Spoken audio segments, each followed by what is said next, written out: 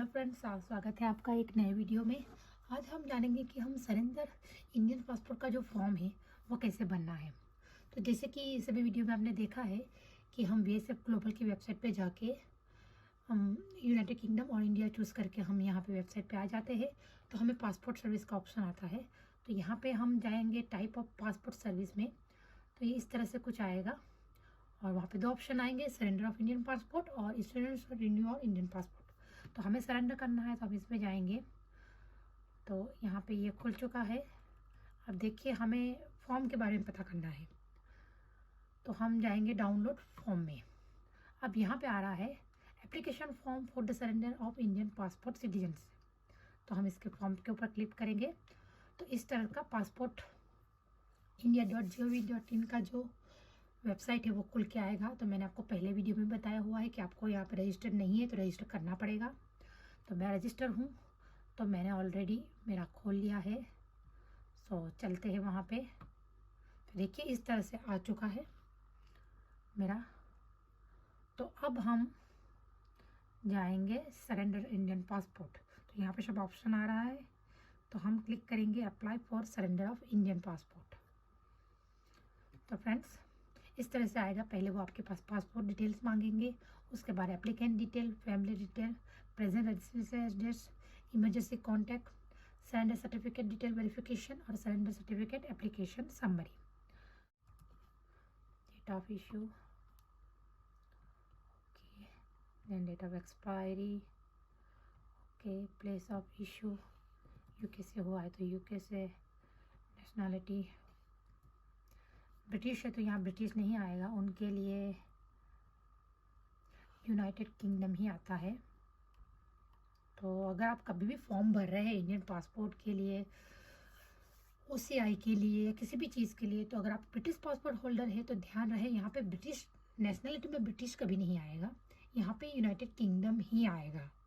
तो कंफ्यूज ना हो, ब्रिटिश एशियन और ब्रिटिश टेररिस्ट ऐसा भी कुछ आता है तो प्लीज़ उसमें क्लिक ना करें। अगर आप उस कैटेगरी से नहीं है तो आप यूनाइटेड, अगर आप यहाँ से नेचुरलाइजेशन भी ब्रिटिश हुए हैं और यहाँ बर्थ से ब्रिटिश है तो प्लीज़ आप यूनाइटेड किंगडम ही करें। तो हम यूनाइटेड किंगडम कर लेते हैं। Sorry,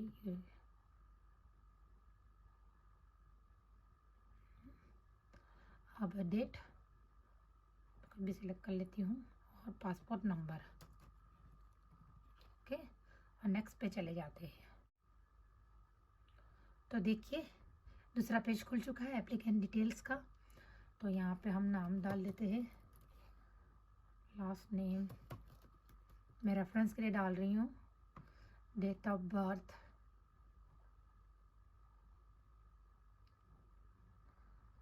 place, male female gender जो भी है, place of birth, is your birth place, is your place of birth out of India. अगर यस है तो यस और नो है तो नो। अगर आपका जन्म यहाँ यूके में या किसी और देश में हुआ है तो आपको वहाँ पे डिटेल अगर देखे यस करते हैं तो क्या डिटेल्स मांगता है तो उस हिसाब से कौन सी कंट्री है उसका आएगा, और नो है तो कुछ नहीं आएगा। फिर आपका जहाँ भी आपका स्टेट और जो भी है उसका आपको देना पड़ेगा, मतलब जो भी स्टेट डालेगा उसका डिस्ट्रिक्ट अपने आप वहाँ कॉलम में आ जाएगा तो आपको वहाँ चूज़ कर लेना है। मैरिड, अनमैरिड, सिंगल जो भी है, एजुकेशन क्वालिफिकेशन। ठीक है, हम आगे बढ़ते हैं।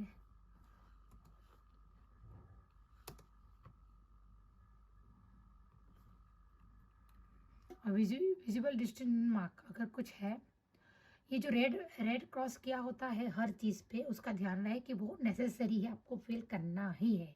यहाँ पे रेड मार्क्स नहीं है, मतलब आपके पास अगर कोई आपका पहचान चिन्ह आपके फेस के ऊपर, हाथ के ऊपर कुछ है तो आप दे सकते हैं, वरना ज़्यादातर नहीं होता है तो लोग यहाँ पे नन कर देते हैं या फिर कुछ करने की ज़रूरत नहीं है, ये नेक्स्ट पे चला जाएगा।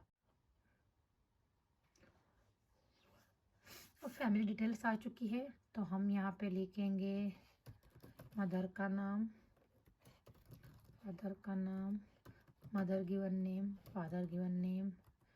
अगर लीगल गार्डियन आपके फादर का नाम नहीं है और लीगल गार्डियन कोई है तो फिर आप दे सकते हैं, नहीं तो फिर आगे जाने दीजिए। Next, then present residence, is your address residential address out of India. तो यहाँ आपको प्रेजेंट डालना है, आपको यहाँ पे इंडियन एड्रेस जो भी आपका लास्ट पासपोर्ट में है वो डालना है, नो करके। तो हम डाल देते हैं town, state, stick, pin code, email ID,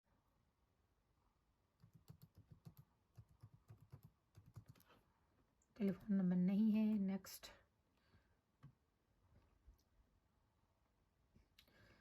name of the emergency contact, mobile number और नेक्स्ट। अब सरेंडर सर्टिफिकेट डिटेल्स।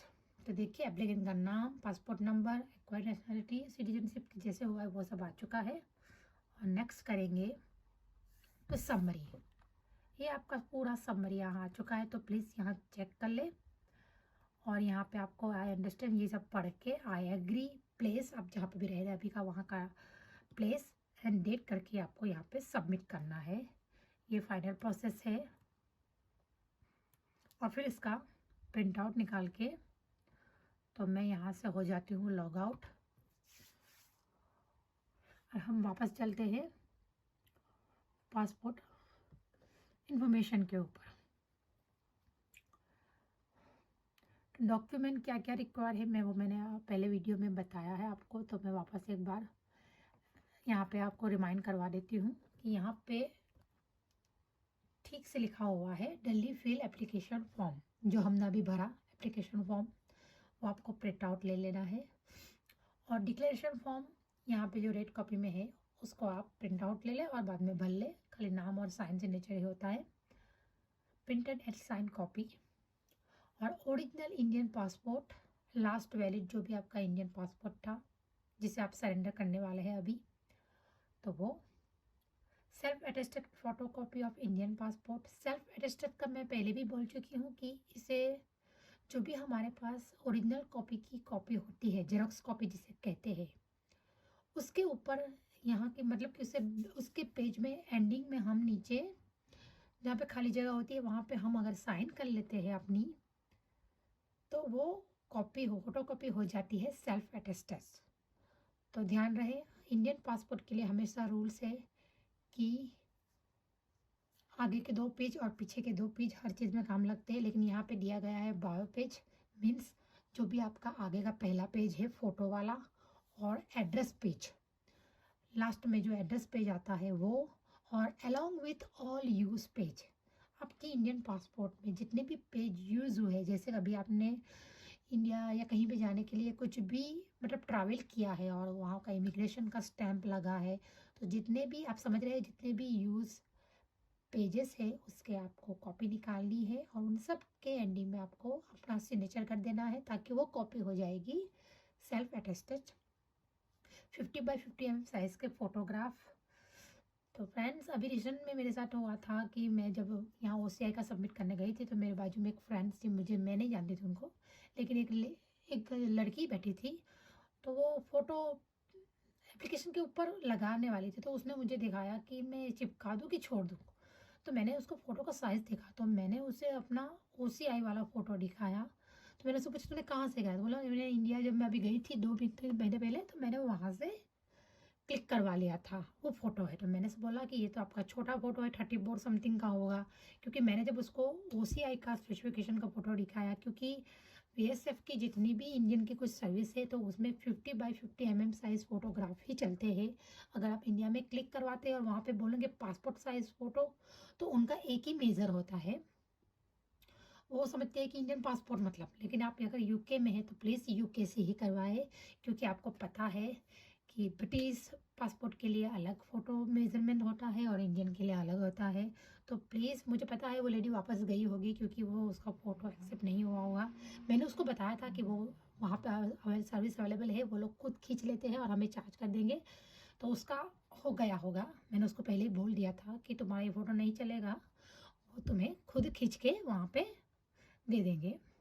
तो चलिए आगे बढ़ते हैं। फ़ोटो का डायमेंशन हमेशा याद रहे आपको। Self attested photo copy of your current British passport, जो भी आपकी अभी फॉरेन नेशनलिटी पासपोर्ट है उसका प्लीज़ फ़ोटो कॉपी, और उसके ऊपर भी आपका साइन चाहिए। Self attested photocopy of British और नेचुरलाइजेशन सर्टिफिकेट। यहाँ पे ध्यान रहे, फिर से नेचुरलाइजेशन सर्टिफिकेट आ रहा है। ये आपका जो भी आपने इंडियन से फॉरेन पासपोर्ट में कन्वर्ट किया है तो आपके पास सर्टिफिकेट इशू हुआ होगा। आपने यूके में किया है तो वो नेचुरली इंग्लिश में ही होगा, लेकिन अगर आपके पास अभी यूरोप की कोई नेशनैलिटी है तो मुझे पता है वो यूरोप की भाषा में ही होगा। तो प्लीज़ जब भी आप एप्लीकेशन सबमिट करने जाएंगे तो वो लोग इंडियन वीएसएफ वाले इसे नहीं लेंगे, उनको इसका ट्रांसलेशन इंग्लिश में चाहिए होगा। मेरे साथ ये पहले हो चुका है, इसलिए मैं आपके साथ फिर से शेयर कर रही हूँ। तो नेचुरलाइजेशन सर्टिफिकेट प्लीज़ इंग्लिश में ट्रांसलेट करवा ले। कोई भी ट्रैवल वाला या फिर ट्रांसलेट वाले ये आसानी से करके दे देते हैं, तो उसका करवा ले और उसकी कॉपी और उसका सेल्फ अटेस्टेड फोटोकॉपी। अगर आपके पास यूके पासपोर्ट अभी तक आया नहीं है, आपका यूके का जो पासपोर्ट है वो अभी तक आपके पास आया नहीं है, मतलब आपको सिटीजनशिप मिल चुकी है, नेचुरलाइजेशन सर्टिफिकेट आपके पास आ चुका है, लेकिन आपका पासपोर्ट बनने में देरी हो रही है और तभी आप सरेंडर करना चाहते हैं, तो उसके लिए आपका माई पासपोर्ट इज़ अंडर प्रोसेस ऐसा करके आपको एक डिक्लेरेशन फॉर्म लिख के दे देना पड़ेगा। और यहाँ पे इंडियन पासपोर्ट सरेंडर चेकलिस्ट दी गई हुई है, तो प्लीज़ इसका प्रिंट आउट निकालें या फिर इसको फोटोकॉपी करके देख ले। यहाँ पे पूरा आ जाएगा आपको क्या क्या दिया, क्या क्या आपको देखना है। Appointment letter confirmation, photograph for minor application के लिए क्या चाहिए, अंडर एज 5 है तो उनका थंब इम्प्रेशन लगेगा, अबव है तो वो फ्रंट और साइन करेंगे फ्रंट पेज पे, अदरवाइज और सेकंड पेज पे पेरेंट्स को साइन करना है। और अबव 5 मीन्स ये ज़रूरी नहीं कि वो एक सिग्नेचर प्रोफेशनल करे, उनको खाली बच्चों को अपना नाम लिखना है, और जो भी नॉर्मली 5 ईयर्स होते होते उनको अपना नाम लिखना आ ही जाता है। अगर कुछ मेडिकल रीज़न है तो प्लीज़ आप उसका थंब ले सकते हैं, no problem. Indian passport, naturalisation certificate and English translation version of the foreign language, जिसे मैंने आपको बताया। Current British passport for foreign passport holder, UK visa और यू सेटलमेंट। अगर आप फॉरेन पासपोर्ट होल्डर मीन्स आपका ब्रिटिश नहीं है, जैसे कि आपके पास पोर्चुगीज़ या रोमेनियन पासपोर्ट है या कोई भी पासपोर्ट है, तो आपको यूके की वीज़ा और यू सेटलमेंट दिखाना पड़ेगा।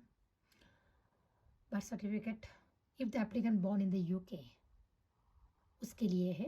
अगर आप इंडिया में बॉर्न हुए तो कोई प्रॉब्लम नहीं। और डिक्लेरेशन सर्टिफिकेट, जैसे मैंने बताया माई पासपोर्ट इज़ अंडर प्रोसेस, तो और नोटरी एफिडेविट, ये सब एप्लीकेबल है।